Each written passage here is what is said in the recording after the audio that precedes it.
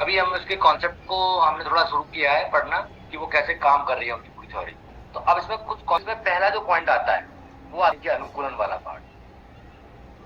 ये अब इसमें 5-6 पॉइंट आएंगे जो बहुत ही अच्छे हैं और उन पे अनेकों बार बार क्वेश्चन बने हैं, बार बार। तो अनुकूलन क्या है? चलिए, आप वैसे तो सब लोग इसको समझ रहे होंगे, छोटा मोटा इसके विषय में आप सबसे भी समझ रहे होंगे कि बालकों में वातावरण के साथ समंजन करने की एक जन्मजात प्रवृत्ति होती है जिसे कहा जाता है, यानी कि इनेट टेंडेंसी होती है, जन्मजात उनकी प्रवृत्ति होती है। अब बस यही की हेरिडिटी है उसके फॉर्म में, इसलिए उन्होंने बायोलॉजिकल फैक्टर और स्ट्रक्चरल फैक्टर पे काम करा है। तो उनका ये कहना है, यानी वो इस तरफ इशारा करना चाहते हैं कि जैसे ही हमारे सामने कोई भी नई समस्या आती है या कोई स्टिमुलस हम जैसे हमारे सामने आता है, तो ये हमारी टेंडेंसी है, ह्यूमन टेंडेंसी है, हमारे अंदर है वही वही टेंडेंसी कि तुरंत हम उसके साथ या तो उसके सॉल्यूशन की तरफ बढ़ते हैं या फिर उसके साथ में समाहित होने की कोशिश करते हैं या आत्मसात करने की कोशिश करते हैं। कुछ ना कुछ हमारी प्रोसेस शुरू हो जाती है, अदरवाइज हमारा ब्रेन रुकेगा नहीं तब तक जब तक कि उसका हम सॉल्यूशन फाइंड आउट नहीं कर लेंगे। यानी इनिशियली कोई ऐसा ह्यूमन बीइंग नहीं है जिसकी टेंडेंसी ना हो, कितना ही छोटा बच्चा हो, कितना ही बड़ा हो, कैसा ही भी हो, जब उसके सामने कोई भी स्टिमुलस आना आएगा, जैसे यानी कोई प्रॉब्लम आएगी, कुछ भी एक्सपाइटेड, तो उसकी टेंडेंसी तुरंत वो जागृत हो जाती है और काम करना शुरू कर देती है। अब वो देना चाहूंगा, आपने देखा होगा कुछ बच्चे ऐसे होते हैं जो बहुत ही ज्यादा सीधे साधे से होते हैं, जो चाप से बैठे रहते हैं। उनको देखेंगे आप तो बड़ी खुश भी हो जाती है कभी कभी महिलाएं उनको देख करके। मैं वैसे स्पेशली किसी को कहूंगा नहीं, ये चीज मेरी ध्यान रखना, जिसमें कि एग्जाम्पल ले रहा हूँ, वो हमारे सबके अपने किसी के भी बच्चे हो सकते हैं कि कुछ बच्चे इतने शांत स्वभाव के होते हैं, वो कोई एक्टिविटी करते हुए नहीं दिखते हैं हमें, और कुछ बच्चे इतने तेज होते हैं, इतने चंचल होते हैं एक तरह से देखा जाए, जो बहुत ज्यादा हरकत करते हैं। तो यानी उनका एनवायरमेंट के साथ जो समंजन की जो टेंडेंसी है ना, जो उनकी मतलब बायोलॉजिकल फैक्टर है, वो जन्मजात प्रवृत्ति जो है वो बहुत ज्यादा होती है, मतलब बहुत तेजी से वो तरह से वेरिएट होती है, मतलब हाइपर लेवल का उनका वो रहता है टेंडेंसी। उनको कंट्रोल करना इतना आसान नहीं है, वो अच्छी चीज है, लेकिन जो शांत बैठा है वो भी, उसको भी क्या होना चाहिए, एक्टिव होना चाहिए कहीं ना कहीं। तो ये टेंडेंसी होना बहुत जरूरी है, यदि ये नहीं है तो हम आगे ही नहीं बढ़ पाएंगे, फिर तो हम चुपचाप बैठे रहेंगे, कोई सोल्यूशन हमारा ब्रेन काम ही नहीं करेगा। तो बायोलॉजिकल जो उसका है सेटअप, वो इसी को लेकर चल रहा है कि जन्मजात एक प्रवृत्ति होती है, यहीं से शुरुआत होती है। यदि ये नहीं होगी तो पूरा फेनोमेना ही नहीं है, थ्योरी खत्म हो जाएगी इनकी।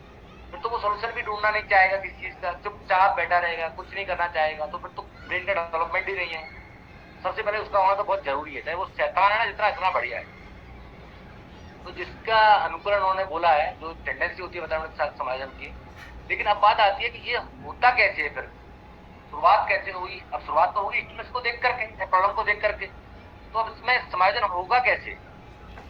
जैसे अब दूसरा हम इसको लेते हैं, उसकी प्रोसेस उन्होंने बताई कि आत्मसात्करण या समायोजन, दो प्रक्रियाएं जिनसे वो अपने को मैनेज करेगा। जैसे अब सपोज कर लिए आप ही की हम एग्जाम्पल ले लेते हैं, जब हम टेट का एग्जाम आया हमारा, ये टीचर्स के लिए, यानी कि गवर्नमेंट ने बोला या सुप्रीम कोर्ट ने बोला एक्सेट्रा, तो हमें एक ऐसी स्टूडेंट ऐसी प्रॉब्लम की फॉर्म में चीज हमें मिली, तो हम अब जो ये एनवायरमेंट है उसमें हम क्या करने की कोशिश कर रहे हैं, एडजस्टमेंट। क्योंकि ये हमारी ऑलरेडी क्या है, टेंडेंसी है, ह्यूमन टेंडेंसी है, बायोलॉजिकल है, वो सब चीजें हम उसको इग्नोर नहीं कर सकते। अब कितना ही कोशिश कर लेना, आप उसको इग्नोर नहीं कर सकते, आप उसके साथ जुड़ गए हैं। वो प्रॉब्लम जैसी आपके सामने आई, जैसे स्टिमुलस आया तो उससे जुड़ा हुआ है, तुरंत सबका ब्रेन एक्टिव हो गया और उसको प्रक्रिया शुरू कर दी उसने। यानी यदि हम देखें तो अब हमारे उसको शांति आने के या साधारण करने के दो ही तरीके हैं, या तो आत्मसात्करण है या समायोजन है, या दोनों का मिला मिक्सचर है। और वो तब तक चलेगी जब तक कि दोनों आत्मसात्करण और समायोजन की प्रक्रिया से कहीं ना कहीं नहीं आएगा, कारण नहीं हो जाएगा। यानी क्योंकि आज हम हो रहा है, तो ये हम पर भी लागू होती है कहीं ना कहीं चीजें, बच्चों पर, हम पर, हर जगह लाइफ में हर जगह लागू होती है कहीं ना कहीं। तो आत्मसात्करण या तो हम करें, यानी जो देखा जाएगा, जो भी होगा सब देखेंगे, चलो जो भी कुछ चीजें हैं, यानी उनमें कोई फेरबदल करे बिना चीजों को, और हम उसको एज इट इज एडॉप्ट कर लें। मतलब चलो यार यही था नसीब में, यही है जो देखा जाए, कर लेते हैं सब लोग। या फिर एक समायोजन की प्रक्रिया होती है जिसमें कि हम क्या करते हैं, जो पुराने जो हमारे स्कीमेटा होता है, जो पुरानी हमारी चीजें होती है, उनमें कुछ संशोधन करके या उनके कुछ प्रयास करके उसको यानी कि समायोजन करने की कोशिश करते हैं, जैसे कि आप लोग कर रहे हैं। कुछ लोग अभी शांत से बैठे हैं या कुछ कोशिश करने मतलब वो वैसे ही आत्मसात कर रहे हैं, उसको कुछ प्रयास भी नहीं कर रहे हैं। तो उसके साथ जो एकोमोडेशन है, जो समायोजन है कैसे करें, तो उसमें थोड़ा बदलाव करके भी करते हैं कुछ लोग। यानी जब हमारे पास ऑप्शन नहीं बचता है तब हम समायोजन की प्रक्रिया अपनाते हैं। कुछ लोग दूसरा ऑप्शन को बंद कर देते हैं अपने आप से। जब वो बंद ही कर देंगे तो उनके पास तो चारा ही एक बचता है, आत्मसात्करण करना। और जो लोग सोचना शुरू करते हैं तो उनकी समायोजन की प्रोसेस खुलना शुरू होती है, दूसरा रास्ता ढूंढना शुरू करते हैं। तो है कुछ नहीं, केवल क्या करना है, ब्रेन को अपने को शांत करना है। उसकी जो टेंडेंसी है, जो ज्यादा प्रवृत्ति है, जिसने हमें वो स्टिमुलस को देखते शुरू कर दिया ये प्रोसेस, उसका सोल्यूशन ढूंढने की एक टेंडेंसी होती है। जब तक वो सोल्यूशन नहीं ढूंढ लेगा तब तक वो शांत नहीं होने वाला। तो नेक्स्ट इसमें जो इसने इनको डिफाइन किया इसने, ये दोनों स्वयं एवं वातावरण की वस्तुओं के बारे में सूचना प्राप्त करने की मूल योजना स्ट्रेटजी है, यहीं से शुरुआत होती है चीजों की। तो आत्मसात्करण एक ऐसी प्रक्रिया है जिसमें बालक समस्या के समाधान के लिए या तो वास्तविकता से समंजन करने के लिए उस सीखी गई योजनाओं या मानसिक प्रक्रियाएं, मेंटल ऑपरेशन का सहारा लेता है। यानी वो क्या कर रहा है इसमें एडिटिव यानी वास्तविकता का समंजन करने के लिए जो पहले सीखी हुई योजना है, प्रक्रिया है, मेंटल ऑपरेशन है, उनका सहारा लेगा और उसको एडॉप्ट करेगा, कुछ भी उसमें करेक्शन नहीं करेगा। जैसे मैं एग्जाम्पल अभी लेता हूँ, इसमें आगे दिया भी है, मुंह में रख लेता है। तो ये एक आत्मसात्करण का उदाहरण है और ये उदाहरण बहुत बार पूछा गया है, क्रिकेट में अनेकों बार आया है। और वो पूछता है कि कोई शिशु ऐसे कर रहा है, किसी वस्तु को ऐसे रखता है, तो वो कौन सी प्रक्रिया है, आत्मसात्करण है या समायोजन है या दोनों है या क्या है। अनेकों बार ऐसे क्वेश्चन करेगा। अब ये जो आप देखिए, ये आत्मसात्करण की प्रक्रिया क्यों है कि शिशु किसी वस्तु को उठाकर अपने मुंह में रख लेता है? क्योंकि वो इस क्रिया को अपने खाने की क्रिया के साथ जोड़ता है। उसे कुछ नहीं पता है कि ये सांप है, लकड़ी है, क्या नहीं है, क्या होने वाला है इससे। मतलब अभी उसका ब्रेन प्रॉपर काम नहीं कर रहा है, केवल एज इट इज, उसे नहीं पता ना कुछ भी। तो उसने बस नॉर्मली लिया और उसको ऐसे ही आत्मसात कर लिया। इसको अपनी चीजों को इसमें मतलब ब्रेन लगाया ही नहीं कहीं भी किसी तरह से, सीधा इसको एज इट इज एडॉप्ट कर लिया। क्योंकि वह वस्तु की परिचित क्रिया यानी खाने क्रिया के साथ आत्मसात कर रहा है। जैसे वो किसी चीज को उठा के खाता है ऐसे उसको कर रहा है, उसको नहीं है अभी इतना आइडिया। लेकिन ये आत्मसात की जो प्रवृत्ति है वो धीरे धीरे खत्म हो जाती है। हम मेनली कहाँ पर चले जाते हैं, इसको दूसरा एग्जाम्पल हम देखें। कभी कभी अब ऐसा होगा, ये इंपॉर्टेंट पार्ट आएगा फिर से, कभी कभी ऐसा होता है कि वास्तविकता से समन्वय करने में पहले की परिचित योजना या मानसिक प्रक्रिया से काम नहीं चलता है, यानी वो कहीं ना कहीं फेल होंगी। तो ऐसी परिस्थिति में बालक अपनी योजना, संप्रदाय या व्यवहार में परिवर्तन लाता है। यानी व्यवहार में परिवर्तन यानी सीखना शुरू करता है। वो सोचेगा कि जब उसका कोई कार्य है, पुरानी अपनी जो भी चीजें उनके द्वारा नहीं चला, तो उसको एक्स्ट्रा चीजों के लिए सोचना शुरू करना पड़ेगा। यानी तक 5 तक उसका काम चल रहा था, वो उसमें इतना दिमाग नहीं लगा था, एचडीसी को लेना चाहता था। लेकिन लर्निंग वहां भी हो रही थी। जब वो उस चीज को लेगा तो वो सीखेगा, उसका सॉलिड से एक्सेट्रा उसको बाहर निकाल देगा, शुरुआत वहां भी हो जाती है। लेकिन ये चैप्टर हमारा शुरू होता है एजुकेशन का दूसरा जो पार्ट है, यानी कि एकोमोडेशन का। तो इसमें हम देखें एडजस्टमेंट करना। जैसे उसने एग्जाम्पल लिया है कि कुत्ता क्या है, बालक ये जान रहा है कि कुत्ता क्या है, क्या होता है, यानी कि उसके 2 कान हैं, पैर हैं 4, ये है, मुंह है, आंखें हैं 2 एक्सेट्रा। लेकिन अब जैसे ही उसने एक बिल्ली को देखा तो उसके अंदर क्या चीजें डेवलप हुई, मेंटल कॉन्सेप्ट जो कि उसकी जो बनी हुई थी। अब उसमें वो कुछ उसकी विशेषताएं जो ऑलरेडी जो कुत्ते की जो विशेषताएं थी, जो उसका एस्टिमेटा बना हुआ था, जो उसके ब्रेन में स्ट्रक्चर्स बने हुए थे, मेंटल स्ट्रक्चर जो सेट थे उसके लिए, कुत्ते के लिए, बस उनमें वो थोड़े से करेक्शन करेगा। क्योंकि बिल्ली को कुत्ते के फ्रेम में तो नहीं रख सकता था, उसको उसके फ्रेम में तो नहीं सेट कर सकता है। तो इससे तो काम नहीं चलने वाला। जब एक नया स्ट्रेस उसने या नई प्रॉब्लम देखी कि यार ये क्या चीज है, इसका ये क्या चीज है, इसको कैसे समझे हम।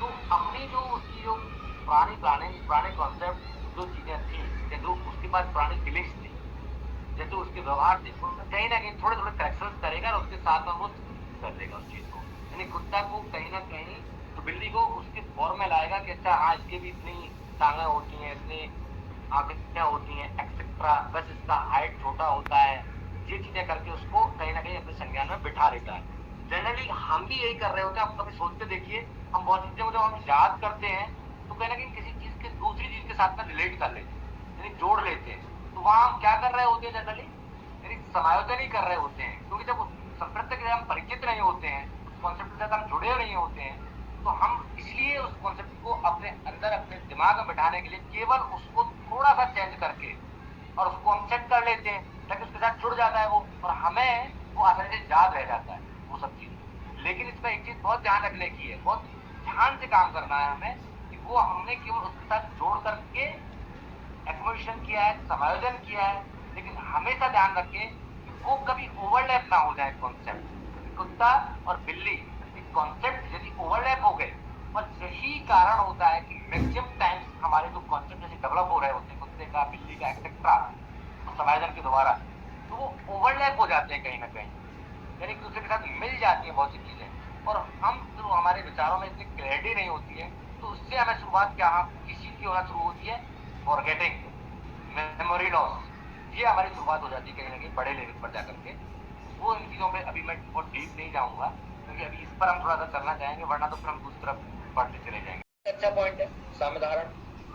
सामधारण वही जो अभी हम पढ़ के आए, कोई नई चीज नहीं है भाई। हम देखें अभी एडॉप्शन जो हो रहा है, अनुकूलन जो हो रहा है, इसी से मिलता हुआ कॉन्सेप्ट एक्विजिशन कैसे, सिर्फ एक ऐसी प्रोसेस है जहां पर आत्मसात्करण और समायोजन की प्रक्रिया के बीच में संतुलन पैदा हो रहा है। मैंने अभी कहा था, जैसी कोई वीकनेस हमारे सामने आएगा, कोई प्रॉब्लम हमारे सामने आएगी, तो हमारा ब्रेन उस पर काम करना शुरू करेगा। अब उसको ब्रेन को शांत होने के लिए, प्रॉब्लम सॉल्यूशन करने के लिए उसके पास दो ही तरीके हैं, यानी कि स्टेबल होने के लिए, एक्विजिशन स्टेज में आने के लिए, समाधान करने के लिए, या तो वो समायोजन करेगा या आत्मसात करेगा, या दोनों को मिला करके वो काम करेगा।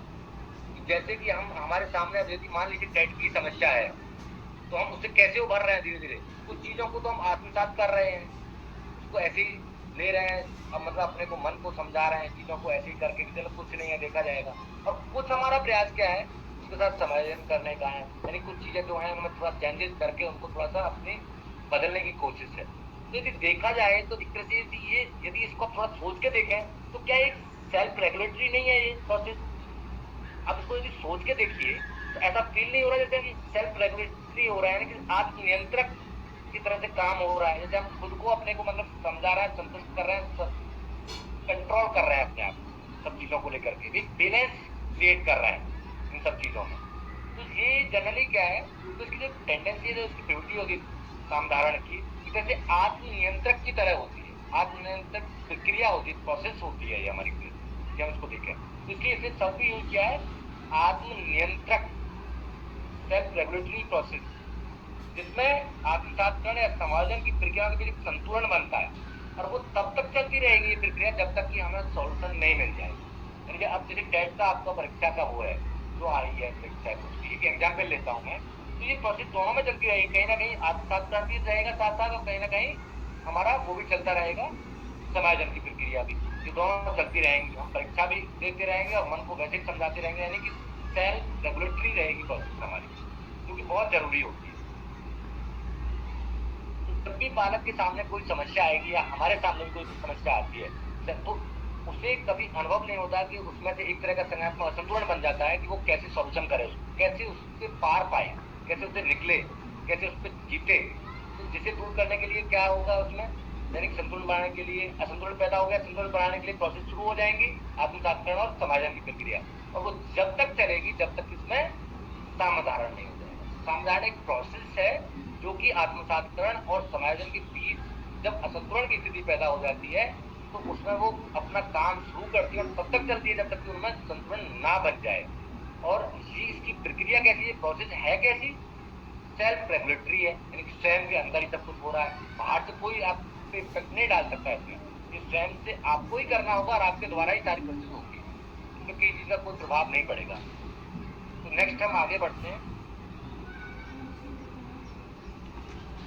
ये दोनों प्रक्रियाएं प्रारंभ हो गई। अब एक बहुत ही अच्छा कॉन्सेप्ट है, जो सबसे ब्यूटीफुल और सबसे अच्छा कॉन्सेप्ट है, संरक्षण, जो प्याजे की थ्योरी का सबसे इंपॉर्टेंट पार्ट है, जो कि सबसे मुझे ब्यूटीफुल कॉन्सेप्ट लगता है, और जिस पर सबसे ज्यादा काम भी किया है लोगों ने। प्याजे की थ्योरी को यदि किसी ने रिसर्च भी किया है या पढ़ा है, तो केवल सबसे ज्यादा काम ही यहाँ पर हुआ है जो संरक्षण वाले पार्ट। अब वो क्यों हुआ, यदि आप इसको समझने की कोशिश कर रहे हैं तो आप इसमें से कितने लोग इसको पढ़ के समझ पा रहे हैं, आइडिया देंगे? कोई समझ पा रहा है इसको? एक बार थोड़ा सा मैं जानना चाहता हूँ कि कितने लोग हम में से इसका कुछ प्रॉपर मीनिंग समझ पा रहे हैं। कोई बताएगा क्या ये कहना चाह रहा है? विजिबल है क्या? मेरी स्क्रीन सबको दिख रही है प्रॉपर? मेरी स्क्रीन सबको दिख रही है? सर मैं बताती हूँ आपको कि मेरा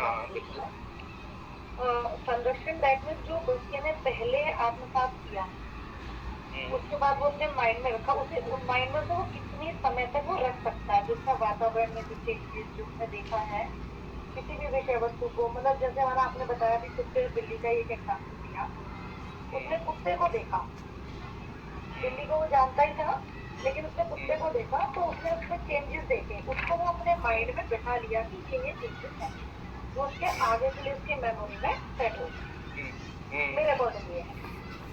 नहीं, बात हम संरक्षण की कर रहे हैं, हम इसमें संरक्षण का तो ज्यादा मैटर अभी आया है।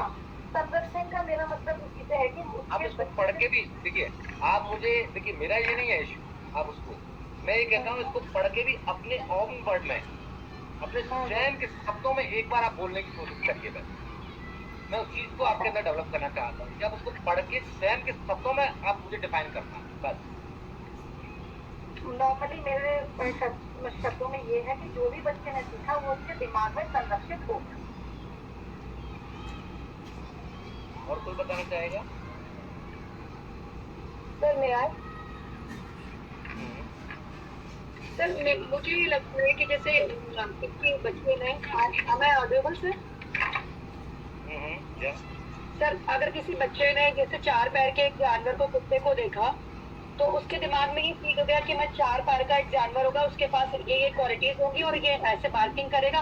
और अगर उसी 4 पैर के दूसरे किसी जानवर को देखोगा तो फिर उसके एक संरचना में, रूप रंग में परिवर्तन पे वो एक अलग करना, डिफरेंशिएट करना जो सीखेगा कि हर 4 पैर का जानवर जो होता है वो कुत्ता ही नहीं होता है और ये मतलब कि कुछ और भी हो सकता है। तो मेरे ख्याल से तो मुझे लग रहा है कि ये तालमेल ऐसे बिठाने का और उसको कंसेप्ट को उसके फिर अपने दिमाग में उसको संरक्षित करेगा कि ये जो पुराना वो सोच रहा था कि हर 4 पैर का इंसान जानवर मतलब वही होगा, तो उससे वो थोड़ा सा एड ऑन करके उसको अपने माइंड में कंजर्व कर लेता है, उस चीज को संरक्षित करेंगे, मतलब व्हाट आई डोंट। ठीक है, काफी आप वहाँ पहुँचने की कोशिश कर रहे हैं। नेक्स्ट कोई और बताना चाहेगा? सर यहाँ पर इसका सर मतलब ये इसका विश्लेषण से हो सकता है कि उस चीज को एनालिसिस करता है, उसका पहचान में उसका एनालिसिस करता है उसको फिर कि मतलब जैसे कोई भी चीज है उसमें फिर वो किस चीजों से मिलके बनी है उसका एनालिसिस करता है। लेकिन आप एक चीज देखिए कि शब्द संरक्षण है, कंजर्वेशन है। अब कंजर्वेशन तो संरक्षित होता है कोई चीज, यानी कि वो खत्म नहीं हो रही है, यानी जितनी है वो उतनी की मात्रा में रह रही है। अब जबकि ये क्या कहना चाह रहा है, ये कह रहा है कि उसका मीनिंग वातावरण में परिवर्तन तथा अस्थिरता, यानी स्थिरता दोनों को पहचानने और समझने की क्षमता और किसी वस्तु के रूप रंग में परिवर्तन को उस वस्तु के तत्व में परिवर्तन से अलग करने की क्षमता से होता है। देखिए बहुत अच्छा है, आप लोगों ने अच्छा प्रयास किया है। सर जी हाँ बताइए। हेलो बताइए। हाँ बोलिए। सर संरक्षण का मतलब इसमें जैसे जो सेंटेंस लिखा है इससे ये भी तो हो सकता है कि मान लीजिए कोई वस्तु प्लास्टिक की बनी है और प्लास्टिक से ही बनी कोई दूसरी वस्तु हो सकती है, तो बच्चा इस चीज को समझ जाए कि सिर्फ आकार अलग होने से जरूरी नहीं है वो तत्व भी अलग होगा। बहुत एकदम सही आंसर की तरफ आप गए, बिल्कुल एकदम सही आंसर की तरफ आप गए हैं।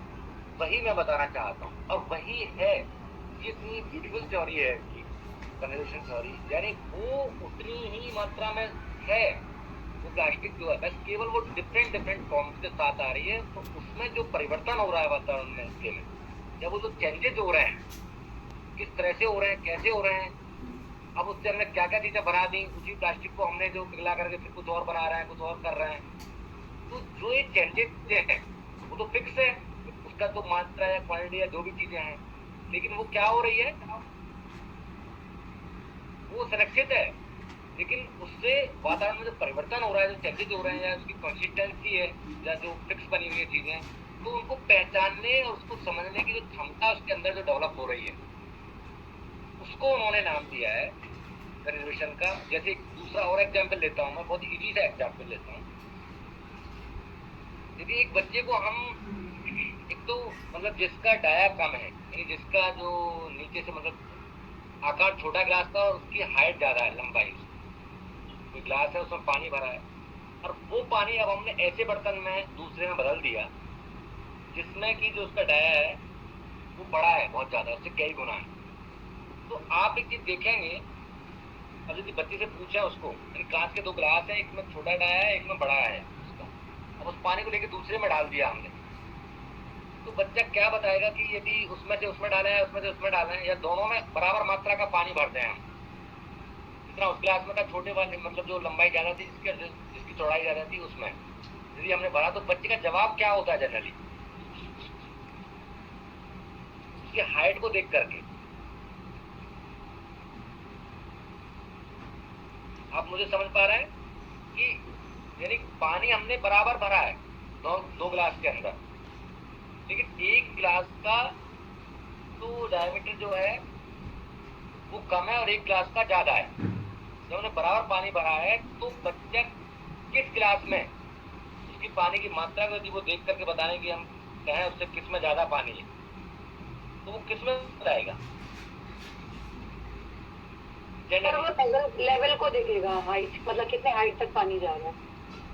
हाँ बिल्कुल, मतलब वही जैसे वो प्लास्टिक वाला उन्होंने एग्जाम्पल लिया, अच्छा एग्जाम्पल लिया, तो वो अभी क्योंकि वो जो चेंजेस हो रहे हैं ना, किस वजह से हो रहे हैं, उसके पीछे जो छिपे रीजन्स हैं, अभी वो उन पे नहीं पहुंच पाता है। वो केवल क्या कर रहा है, उसका दृश्यीकरण हो रहा है, केवल विजुअलाइजेशन हो रही है।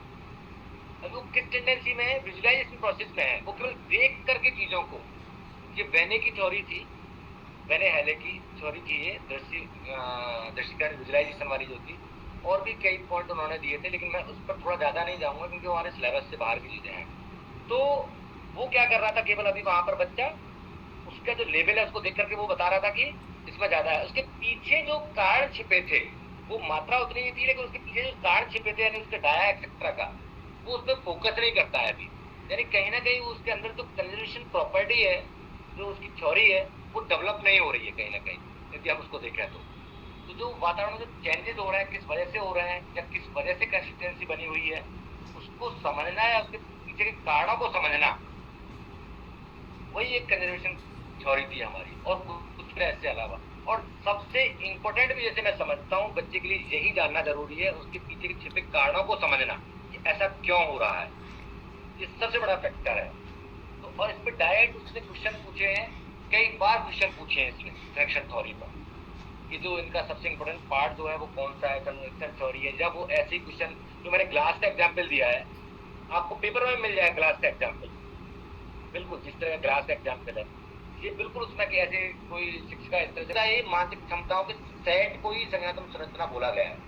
यानी मानसिक क्षमता है, यानी जो कार्य करने की उसके अंदर जो क्षमता जो भी पड़ी हुई है, अब वो किसी बच्चे में कैसे एज के साथ, ये तो ये कहते थे कि एज के साथ फिक्स होती है। जैसे उन्होंने सीधा एग्जाम्पल दिया था संज्ञानात्मक संरचना के आधार पर, उदाहरण के रूप में एक 7 साल के बालक और 3 साल के बालक से भिन्न समझा जाता है।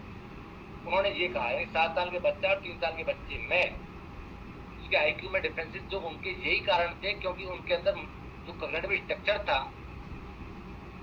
वो कहीं ना कहीं क्या था, 7 बच्चे में ज्यादा था। यानी जो एक्सपीरियंसेस थे, जो उसकी फीलिंग्स थी, जो मानसिक क्षमताएं थी, वो कहीं ना कहीं ज्यादा थी किसमें, 7 साल वाले बच्चे। तो वो प्रॉब्लम्स को सॉल्यूशन भी इतना इजीली कर लेगा। 3 साल वाले बच्चे में वो क्या थी, कम थी केवल।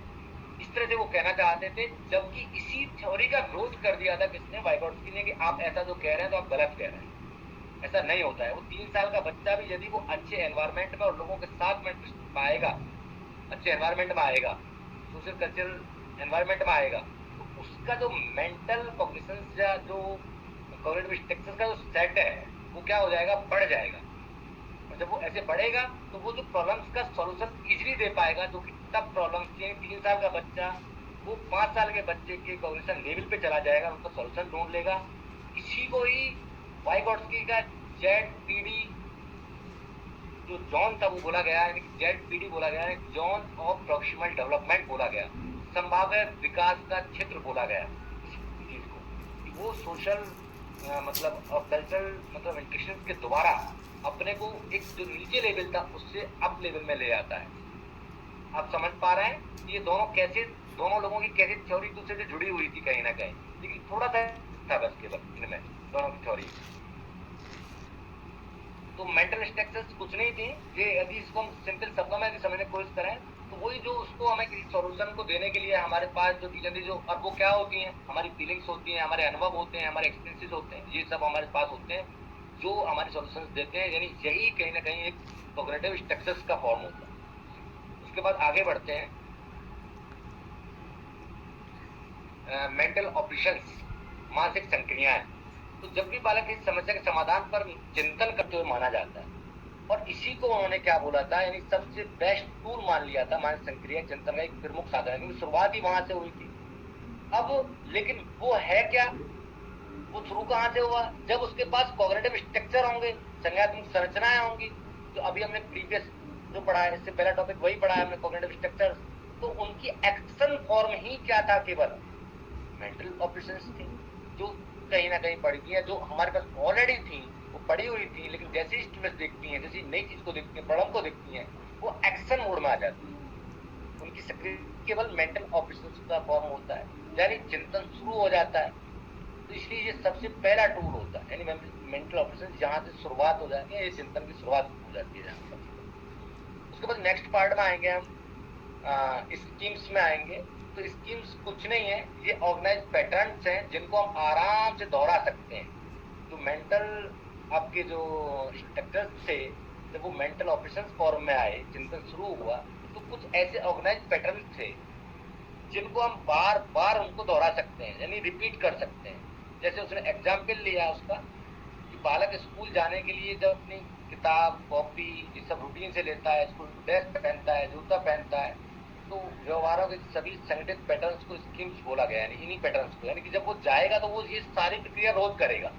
या दूसरा एग्जाम्पल ले लें हम, यदि हम गाड़ी ड्राइव कर रहे हैं तो हम बैठते हैं तो हमारे जो ब्रेन में एक ऑर्गेनाइज पैटर्न सेट हो जाता है, यानी कुछ ऑपरेशन ऐसी होती हैं मेंटल ऑपरेशन जो ऑलरेडी सेट हो जाती हैं हमारे ब्रेन के अंदर, कि वो अपने आप उसको रिपीट करना शुरू कर देती हैं अपने आप की। हम बेल्ट लगाएंगे, अपना ब्रेक दबाना, किस तरह से क्या कुछ चीजें, वो ऑलरेडी सेट हो जाता है, एक तरह से स्कीम रूटीन वर्क में आ जाती है वो चीजें हमारे लिए। एक तरह से इसको हम दूसरा फॉर्म में कह सकते हैं, क्या बोला इसमें फिर लास्ट में है दूसरे फॉर्म में, कि मेंटल ऑपरेशंस जो थी, यानी उनका एक्सप्रेस्ड फॉर्म था ये, इनकी एक अभिव्यक्ति फॉर्म था, यानी उसको एक्सप्रेस फॉर्म था, यानी अभिव्यक्ति फॉर्म थी, यानी उसको थोड़ा एक्सप्लोर हो गया और वही ऑर्गेनाइज्ड हो गया था वो पैटर्न में।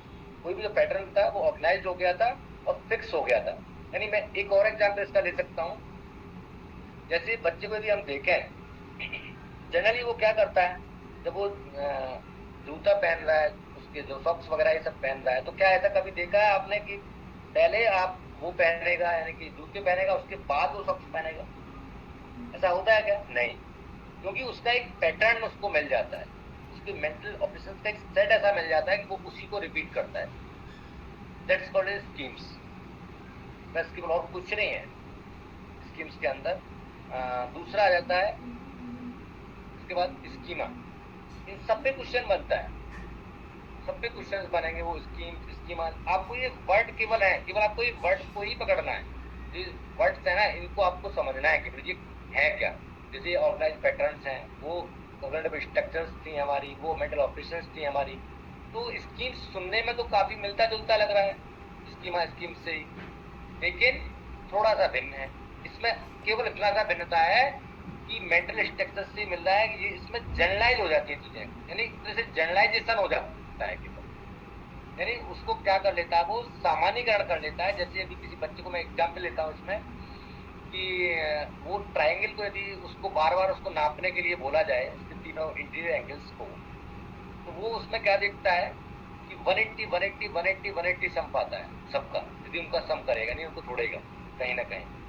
तो वो जनरलाइज कर लेता है फिर उस चीज को, या एक तरह से वो स्कीम्स जो है उनको जनरलाइज कर लेता है, कि यानी कि जो हमेशा के लिए उसके ब्रेन में बैठ जाती है वो चीजें, कि जो इंडियन एंगल्स होते हैं ट्राइंगल के, वो उनका सम कितना होता है 180 होता है। जिस तरह से वो फिक्स कर लेता है, वही फिर कहीं ना कहीं उसके जो आगे आने वाला टाइम है उसमें कहीं ना कहीं क्या बन जाती है, बेस बन जाती है उसकी रीजनिंग का या उसकी थिंकिंग का, जिससे कि वो अन्य और समस्या जो आती है उनका सॉल्यूशन दे सकता है। तो जब तक यदि वो जनरलाइजेशन प्रोसेस नहीं आएगी, स्कीमा नहीं होगा, तो तब तक हम ऐसी ऑपरेशन जो हमारी मेंटल ऑपरेशन से आगे या कॉग्निटिव स्ट्रक्चर का जो सेट है उसको कैसे आगे बढ़ा पाएंगे। यानी फिर वो कॉग्निटिव स्ट्रक्चर्स के फॉर्म में कहीं ना कहीं जनरलाइज हो गया, वो कॉग्निटिव स्ट्रक्चर तो वहां पर कलेक्ट हो गया, इकट्ठा हो गया है वो, बस उसका फॉर्म चेंज हो गया। तो ऐसे वो बनाता रहता है अपने अंदर। जैसे इसको हम दूसरा यदि कंप्यूटर लैंग्वेज में सीखे हैं, तो जैसे हम मशीन को सिखाते हैं ना कोई चीजें, ऐसे ब्रेन सीख रहा है नई नई चीजें और उनको इकट्ठा करता चला जाता है। जैसे मशीन हमारी सीखती है आज के टाइम में कंप्यूटर के फील्ड में, वैसे ही ये स्कीमा वाला पार्ट है कि वो धीरे धीरे उसको आप देते जाएंगे और वो जनरलाइज करता जाएगा चीजों को, फिर अन्य चीजों के साथ में उनके ऑपरेशन करता जाएगा। तो अब एक जो इम्पोर्टेंट पॉइंट बचता है इसमें, लास्ट हमारा जो उसके फैक्ट्स में बचता है, वो बचता है डिसेंटरिंग यानी कि विकेंद्रण। और इस पर बहुत क्वेश्चन आए हैं, छोटा सा पॉइंट है लेकिन इस पर अनेकों क्वेश्चन आपके पेपर में मिल सकते हैं। विकेंद्रण डायरेक्ट क्वेश्चन मिलेंगे आपके कि विकेंद्रण क्या है, कहाँ से शुरू होता है, किस तरह से। जैसा कि इसको पढ़ने से भी साफ है, किसी वस्तु या चीज के बारे में वस्तुनिष्ठ या वास्तविक ढंग से सोचने की क्षमता, बस इतनी बात कही है। उसी को इसने क्या बोल दिया है, विकेंद्रण बोला। किसी वस्तु या चीज के बारे में वस्तुनिष्ठ या वास्तविक ढंग से सोचने की क्षमता। अब सोचिए कितनी बड़ी चीज बोल दी इसने एक लाइन में। देखने में तो छोटी है लेकिन ये बहुत बड़ी है। डिसेंट्री वस्तु या चीज के बारे में वस्तुनिष्ठ या वास्तविक ढंग से सोचने की, इसमें सब कुछ छिपा हुआ है। वस्तुनिष्ठ ढंग से इसका मतलब साफ कहना चाह रहा है, वो साफ इशारा है कि ना तो उस पर किसी चीज के बारे में सोचते समय ना तो उसका स्वयं का प्रभाव पड़े, यानी ना तो वो इकोसेंट्रिक हो, न किसी अन्य का या अन्य चीज का प्रभाव पड़े, यानी उसकी जो आइडियोलॉजी है, थिंकिंग है, इतनी क्लियर हो, किसी से ना बाहर से ना भीतर से किसी भी चीज से प्रभावित हुए बिना वो किसी वस्तु या चीज के बारे में वास्तविक और वस्तुनिष्ठ ढंग से सोचने की जब क्षमता विकसित कर लेता है तो उसी को विकेंद्रण कहते हैं।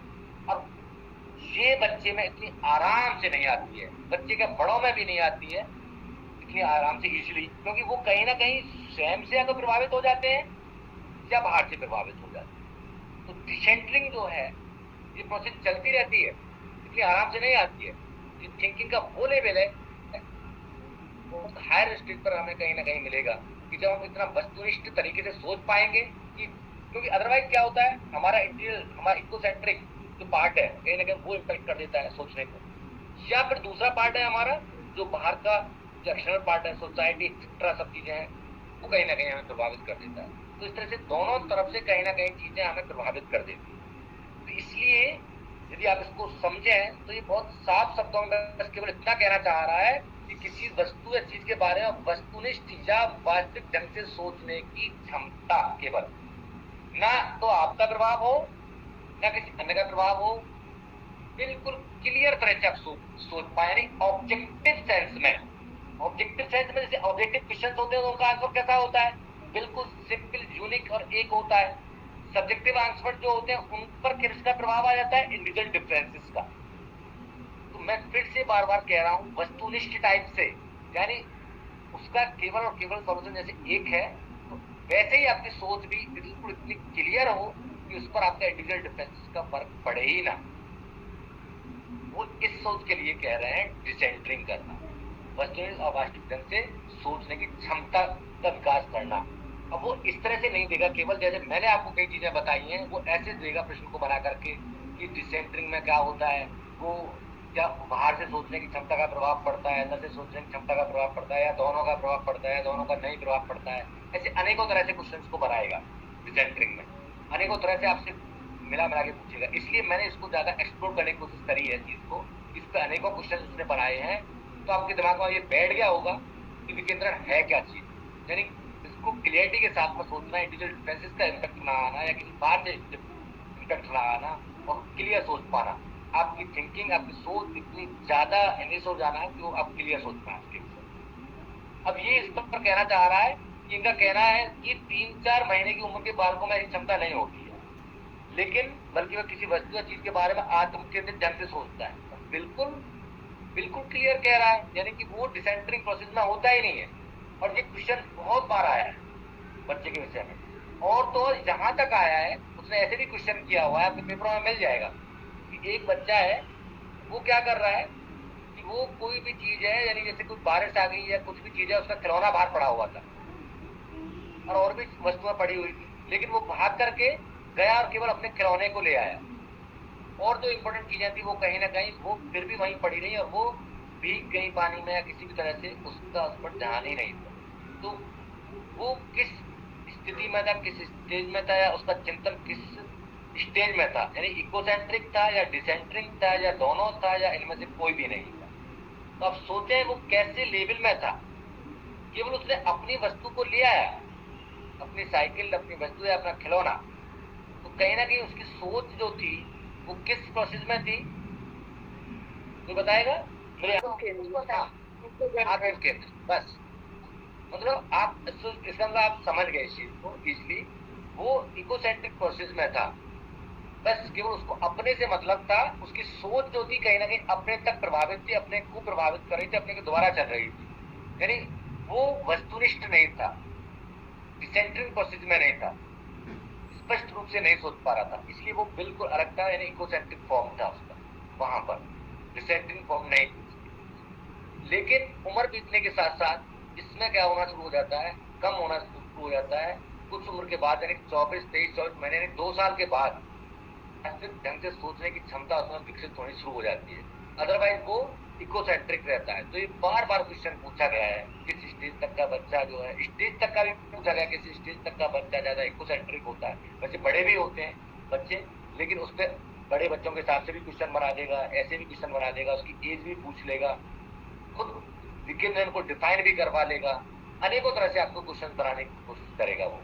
और जनरली अब इसमें मैं थोड़ा सा दूसरी भी थ्योरी जोड़ूंगा कि जो अपने लिए सोच रहा है बच्चा या अपने से बात कर रहा है, अपने खिलौने के लिए सोच रहा है, तो वहां तो अभी देखना है, यहाँ पे क्वेश्चन बहुत अच्छा सा क्वेश्चन बनाने वाला हूँ जो बहुत बार पूछा गया है कि वहां प्याजे ने तो क्या उसको बोला, आत्म केंद्रित बोला उस चीज को, लेकिन उसी चीज को नेगेटिव बना लेते हुए वाइगोट्स्की ने उसको सेल्फ रेगुलेटरी बोला। आत्म नियमन का सिद्धांत, यानी एक तरह से आत्म नियंत्रण, सेल्फ रेगुलेट कर रहा है बच्चा अपने आप से, और उसको एक अलग नाम दिया उन्होंने, इनर स्पीच उन्होंने नाम दिया वाइगोट्स्की ने, यानी इनर स्पीच या आत्म संभाषण का उन्होंने नाम दिया, यानी कि स्वयं से वो बातचीत कर रहा है, स्वयं के लिए वो सोच रहा है, तो कहीं ना कहीं वो स्वयं को डिसिप्लिन कर रहा है, इस तरह से उन्होंने नाम दिया। बस इनकी एक थ्योरी में थोड़े से डिफरेंसेस, यदि बेस्ड ऑन यदि वो आपसे पूछता है इस तरह के प्रश्न को प्याजे के बेस पर बना के पूछता है, तो कहीं ना कहीं आत्मकेंद्रित की तरफ इशारा जाता है, और यदि कहीं ना कहीं यदि वो आपसे क्वेश्चन करता है वाइगोट्स्की को लेकर के, तो आपका इशारा कहाँ जाता है, उसी चीज को, यानी उसी एंगल को ही देखे हैं, उस बच्चे के एंगल को ही, लेकिन रेफरेंस बदल गए हैं। वाइगोट्स्की रेफरेंस में वो आत्म नियमन करता हुआ दिखाई देता है, सेल्फ रेगुलेशन, सेल्फ रेगुलेट करता हुआ दिखाई देता है, उनका ये कहना है, यानी अपने को कहीं ना कहीं वो अपनी भाषा बना रहा है इनर स्पीच से, और अपने को नियंत्रित कर रहा है। जैसे कि एग्जाम्पल मैं दे सकता हूँ, छोटे छोटे बच्चों को आपने देखा होगा, वो कभी ऐसे डंडी लेकर किसी चीज को मारते पीटते हुए भी दिखेंगे आपको, या किसी गाड़ी को चलाते हुए दिखेंगे, उसकी आवाज है उससे बात करते हुए दिखेंगे, वो सब उसका आत्म नियंत्रक का या उसकी इनर स्पीच है, जो अपने से बात करते हुए अपने कंट्रोल करता है, उसको समझने करता है उन चीजों को, बाहर से देखेगा उसको इम्प्लीमेंट करने की कोशिश करता है। तो उसको एक पॉजिटिव सेंस में लिया किसने, वाइगोट्स्की ने, जबकि उसको एक नेगेटिव सेंस में लिया प्याजे ने। तो इसलिए वो क्वेश्चन भी ऐसे फ्रेम करता है कि प्याजे के अनुसार या वाइगोट्स्की के अनुसार, इस तरह से क्वेश्चन करेगा, इसी क्वेश्चन को इस तरह से फ्रेमिंग करेगा। तो आपको ध्यान रखना है कि प्याजे के अनुसार क्या चीजें थी और वाइगोट्स्की के अनुसार क्या चीजें थी। इसलिए मैं दोनों को आपको लेकर के चल रहा हूँ, साथ साथ थोड़ा सा आपको क्लियरिटी आएगी इसमें कि वो कैसे काम कर रहे थे दोनों। तो कंडीशन अप्लाई होती है क्या? बिल्कुल होती है, आत्मसातकरण वाली अप्लाई।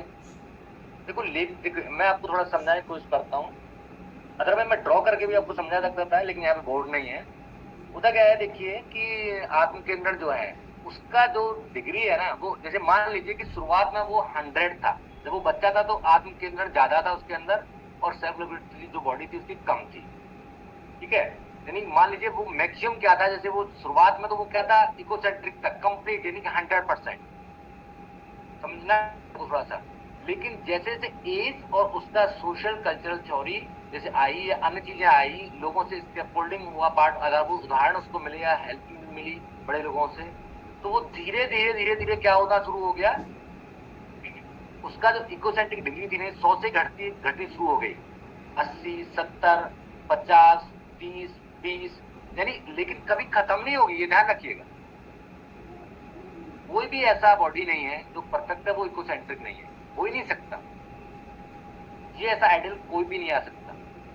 हमेशा इकोसेंट्रिक प्रोसेस उसके ब्रेन में रहेगी, बस इतना हो सकता है उसकी डिग्री कम हो जाएगी, 100 से वो 80, 70, 30, 20, 10 ऐसे घटती चली जाएगी, जितनी उसको नॉलेज उन चीजों की होती जाएगी, यानी जितना उसको जितना उसका चिंतन क्लियर, स्पष्ट, वस्तुनिष्ठ होता चला जाएगा, जितना वो इकोसेंट्रिक से घटता चला जाएगा। सर इस पर भी प्रश्न बन सकता है, कितना परसेंट होगा, या जब ऐसा करेगा बच्चा तो उसका होगा? वो ऐसा क्वेश्चन नहीं बनाएगा, वो आपको अंडरस्टैंडिंग का क्वेश्चन बनाएगा, जिसको आप आराम से ढूंढ पाएंगे। जो आपके क्वेश्चन आएंगे ना, आप जब उसको देखेंगे तो इसमें दिमाग लगाने की जरूरत ही नहीं पड़ेगी। मैं तो बहुत डीपली क्वेश्चन को कराने की कोशिश कर रहा हूँ, आपको बहुत डीप ले गया हूँ मैं, आपको क्वेश्चन ऊपर से मिलेंगे। हाँ सर, लेकिन डीप तक अगर समझेंगे नहीं तो उन क्वेश्चन का आंसर नहीं कर पाएंगे ना।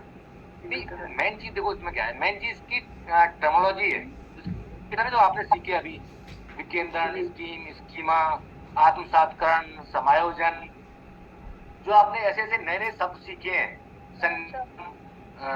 चिंतन, तर्कणा, ये कुछ हमारे पास शब्द आए हैं, संज्ञात्मक संरचना, संरक्षण, ये जो ऐसे शब्द है ना, ये समाधारण, ये ऐसे शब्द जो हैं जो इसमें आपने देखे, अनुकूलन, ये शब्द आपको भर भर के मिलने वाले हैं पेपर में, और यही हमारी समस्या का आधार होते हैं। जब हम इनसे मीनिंग नहीं समझ पाते हैं, इनको नहीं समझ पाते हैं, तो हम क्या होना शुरू हो जाते हैं, हम डरना शुरू कर देते हैं कि यार अब क्या होने वाला है, अब कैसे करेंगे इसको, ये तो बड़ी समस्या है, क्योंकि उसका मीनिंग क्लियर नहीं है हमारे पास में। तो इसलिए इनसे बिल्कुल नहीं डरना है। इसलिए मेरी कोशिश भी यही है कि मैं आपको इन शब्दों को प्रॉपर फोकस, इनको थोड़ा समझाने की कोशिश करूं और मैक्सिमम इनका हल दे पाऊं आपको।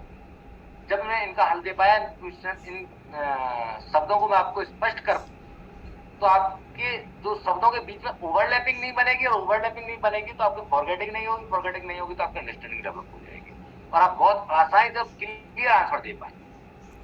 अदरवाइज तो आप संदेह में फंस जाते हैं कि यार इसका ये होगा या ये होगा, क्या होगा, कौन सा आंसर होगा, ऐसा फंस जाते हैं लोग। और कोई क्वेश्चन?